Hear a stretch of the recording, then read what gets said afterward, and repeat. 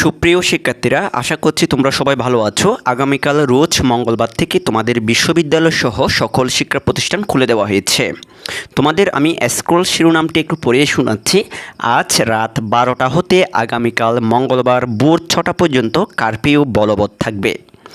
আগামীকাল মঙ্গলবার সকাল হতে বাংলাদেশের সকল সরকারি, আধা সরকারি, স্বায়ত্তশাসিত, আধা স্বায়ত্তশাসিত, বেসরকারি প্রতিষ্ঠান, কলকারখানা, স্কুল, কলেজ, মাদ্রাসা, বিশ্ববিদ্যালয় সহ সকল শিক্ষা প্রতিষ্ঠান খোলা থাকবে।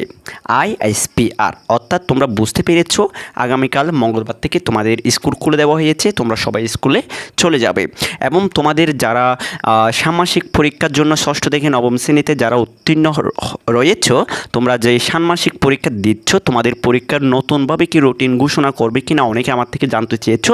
যদি নতুন করে রুটিন ঘোষণা করে আমি তোমাদের পূর্ণাঙ্গ একটি ভিডিও আপলোড করব আমার এই চ্যানেলে। তোমরা যদি সঠিক তথ্য পেতে চাও তাহলে আমাদের চ্যানেলটি সাবস্ক্রাইব করে রাখো। সবাইকে অসংখ্য ধন্যবাদ জানিয়ে এই ভিডিওটি এখানে শেষ করছি। সবাইকে টাটা।